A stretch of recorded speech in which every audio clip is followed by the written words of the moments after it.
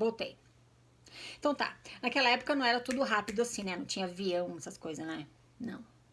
Então eles demoraram para chegar a Nauvoo. Presta atenção numa coisa, existem vários registros em diários que dizem que quando Emma perguntou a Joseph como ele se sentia caso Brigham Young um dia assumisse a liderança da igreja, a resposta de Joseph a Emma foi a seguinte: Brigham Young, se ele assumir a liderança da igreja, ele a conduzirá diretamente para o inferno. Palavras de Joseph Smith, não minhas.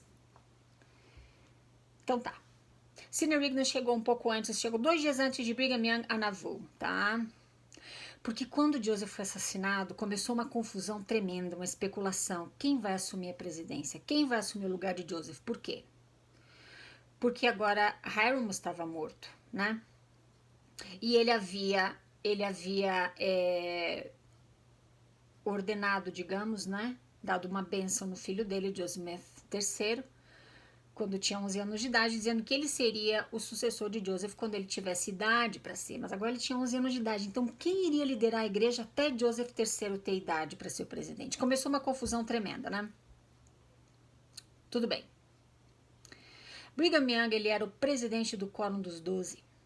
E Sidney Rigdon era o segundo conselheiro na primeira presidência. Bom, quando os dois chegaram a Nauvoo, né?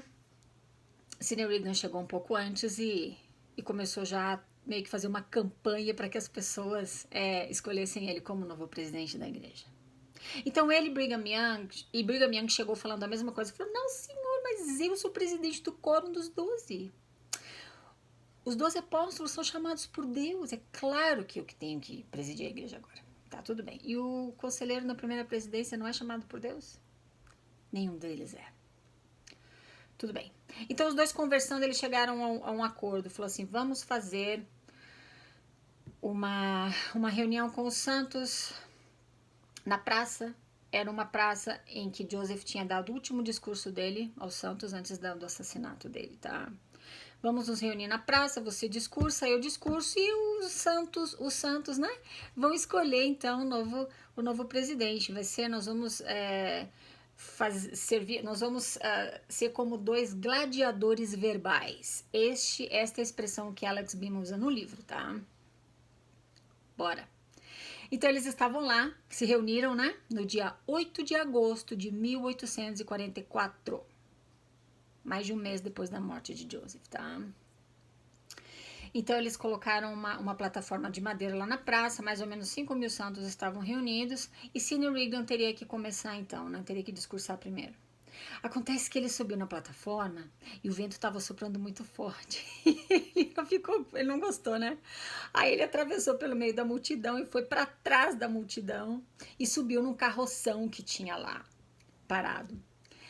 E aí as pessoas então tiveram que se virar, né? Estavam sentados em bancos, né? Eu imagino aqueles bancos de madeira assim compridos, né? E eles viraram para poder então assistir Sidney Rigdon. Como eu te falei, ele tinha umas ideias muito estranhas, ele era muito exagerado e ele fala no discurso dele, entre outras coisas, que ele teve uma visão em que ele viu Joseph Smith com as chaves do reino de Deus, reinando sobre tronos, domínios, principados e poderes. E que ele disse para Sidney Rigdon nessa visão que Sidney Rigdon deveria ser o sucessor dele na presidência da igreja.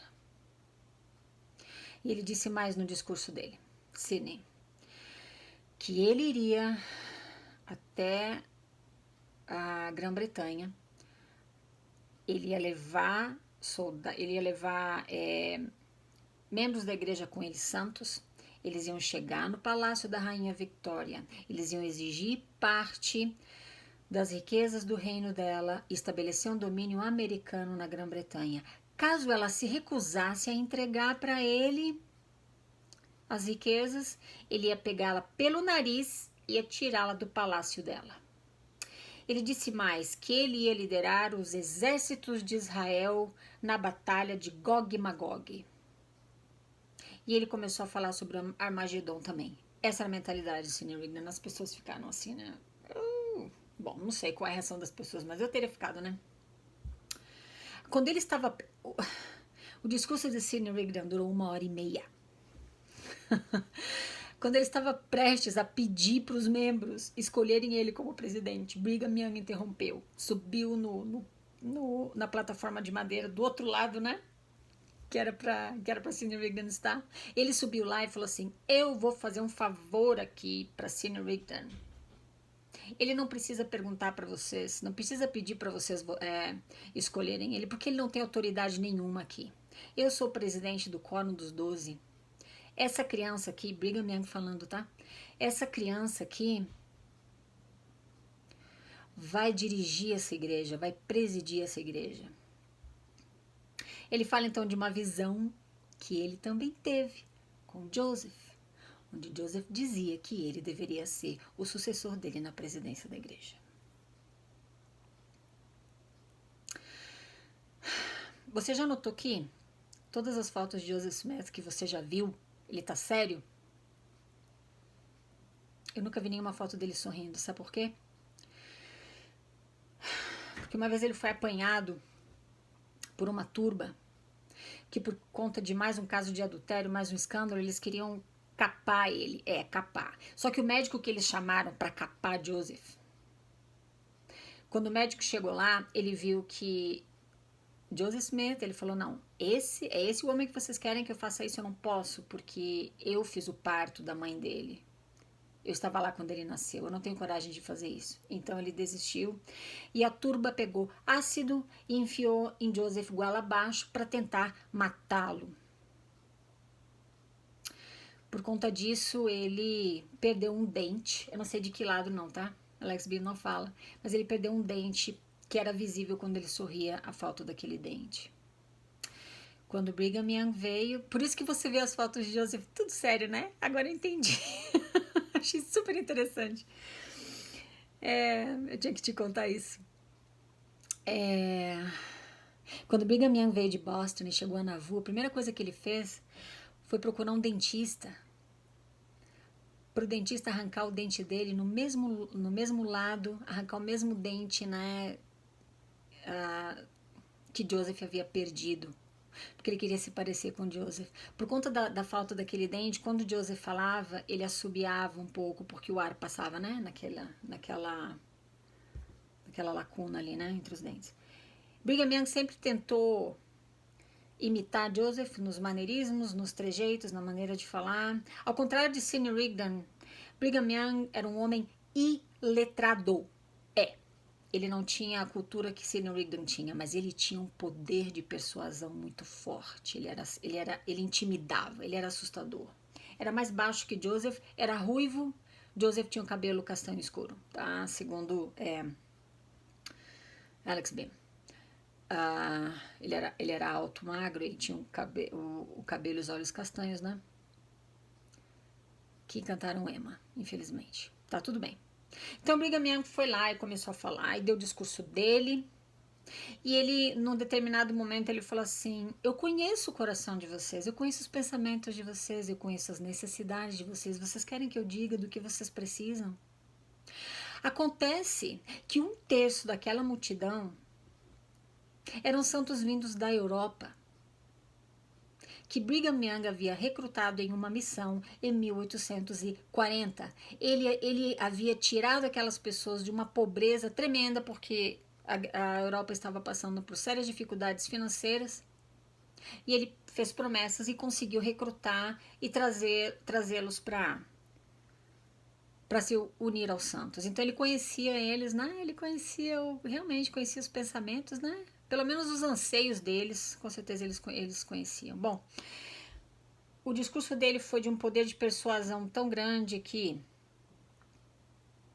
quando ele perguntou, né, para os santos: quem vocês querem que seja o seu presidente? A multidão unanimemente levantou o braço e gritou o nome de Brigham Young. Estava eleito o segundo presidente da igreja Mormon, primeiro presidente da igreja Mormon Brighamita. Tá bom? Como Alex B muito bem fala no livro, essa foi a primeira e única vez que os santos puderam escolher o próprio presidente. Então, a partir daí, estabeleceu-se a hierarquia. O líder chega ao apostolado, do apostolado ele vai subindo, chega à presidência do quórum e chega então à presidência geral da igreja. Tá bom? Meu marido acabou de chegar aqui. Então tá.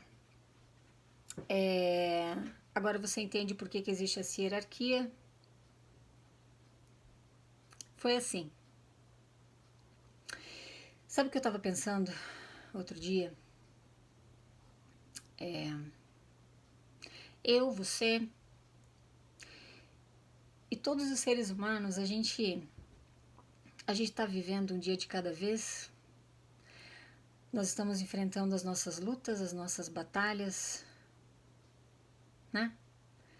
Emocionais, financeiras, enfim, cada um tem uma história, cada um tem uma vulnerabilidade. Nós temos fraquezas e virtudes diferentes uns dos outros, né? Às vezes a gente perde um ente querido, que é levado pela morte ou separado da gente pela distância. Relacionamentos acabam, você recebe diagnósticos de doenças, né? E eu e você, todos nós, queremos nos sentir seguros, protegidos, aceitos. A gente quer ter esperança.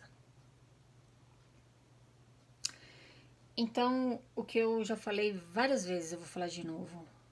Seja onde for que você encontrar essa esperança, seja onde for que você encontrar esse refúgio emocional, mental, ou se você quiser chamar de espiritual, tá tudo bem?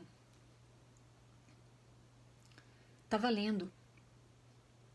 Se a gente puder só se desapegar do conceito criado por homens de que só pode existir uma única igreja verdadeira sobre a face da terra, que existe somente um único caminho que pode levar de volta a presença de Deus, se a gente puder tirar isso de cena e viver a melhor filosofia de vida que a gente puder, melhor religião, seja lá o que for, tá valendo.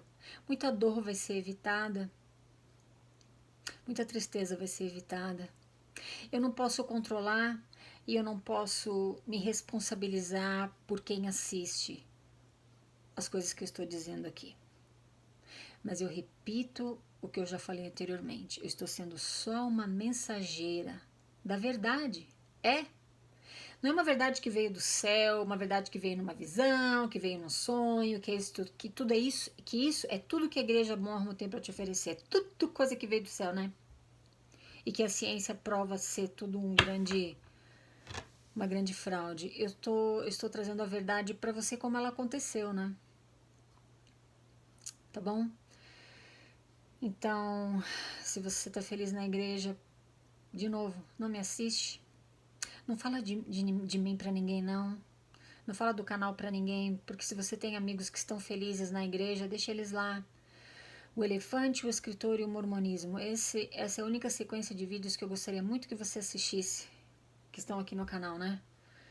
Porque ali você vai entender o porquê que eu acho tão importante o respeito pela religião e pela crença dos outros. Não diga que eu estou desrespeitando a crença dos mormons fazendo os vídeos.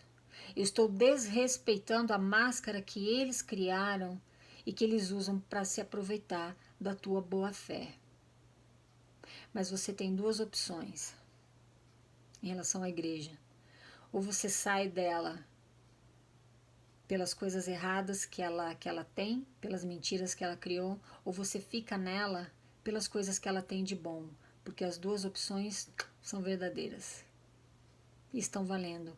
O importante é o teu elefante estar feliz e confortável. Tá bom? Muito obrigada por me escutar. Falamos na próxima.